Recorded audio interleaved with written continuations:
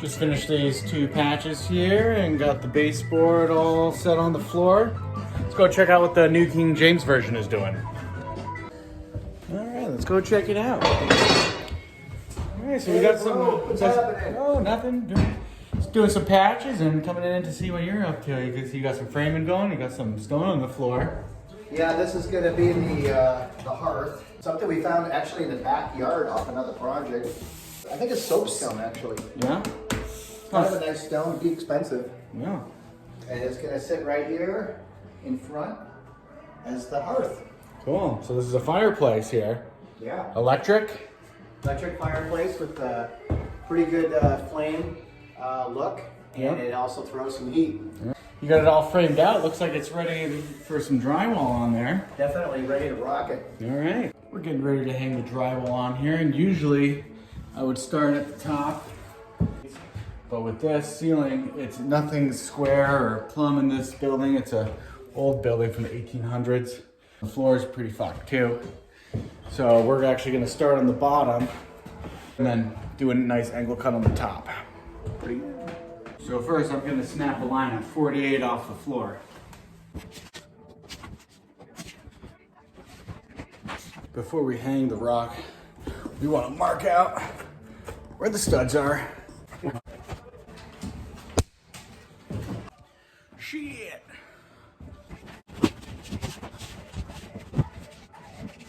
I always mark my drywall right with my knife.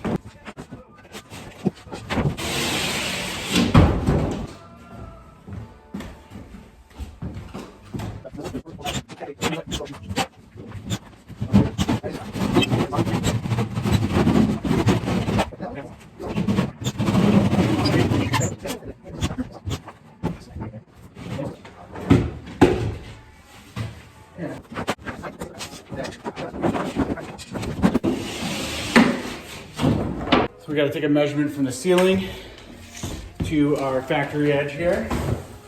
And that one is going to be 34 3/4. And on this side is going to be 34 3/8. Pretty good. Using a chalk line in drywall is pretty essential. You want to make sure that you're using the blue chalk because it doesn't fucking stain it. Bitch. All right.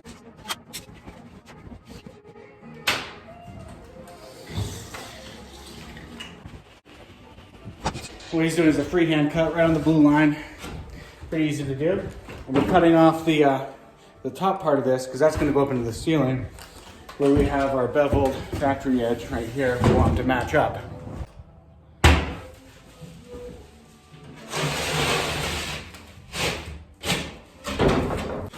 We got this cool little raspberry tool running along the edge here.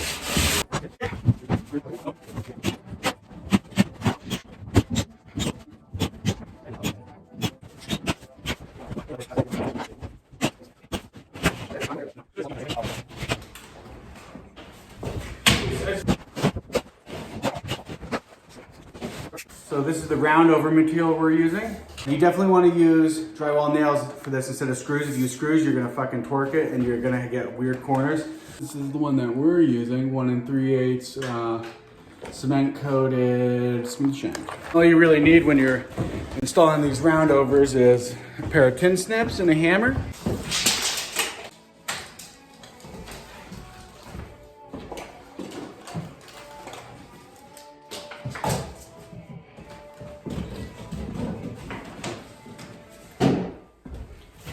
So these are the differences. This is a screw and it has like a bugle head on it.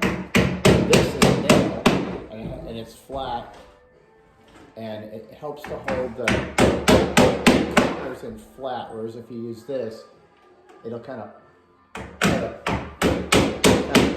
pucker the corners and cause warps, which then makes it hard to mud it. So that's why I use something flat like that.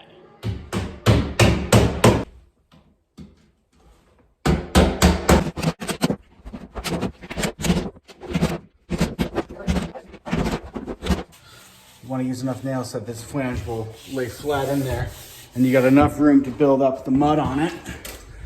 So you got a little air, see the little air gap right there. That's good, and we're gonna wipe that out. Think you're ready to mud now? Not so fucking fast, fuckface. First is make sure that all your screws and all your joints are good. And I run my little 4.5 knife along. And if you feel it or hear it catch any screws, you gotta put them in a little more. And you wanna be looking for a torn paper, like this right here, but this is gonna be covered by trim for the fireplace. So we're not too worried about that, that can stay. But if you had it anywhere else you were gonna mud, you can see loose paper, it's gonna show through all the way to your paint, and that's gonna look like shit and make you look like shit. So after I've checked everything and everything's looking good, I like to get all set. So when I start mudding, I don't have to look for anything. Got my spool of tape here, and there actually is a front and a back side. And you can see when you bend the paper tape, there's that little nipple there, and that's always gonna be wanting to go onto the wall. And if you put it on backwards, you'll see that crease on the wall. So I got my tape, I'm gonna mix up my mud, and I also like to have my 2 knives on me. I got my 4.5 and my 6. Now we're ready to apply the mud. We'll save that for another video. Hope you enjoyed, I know I did.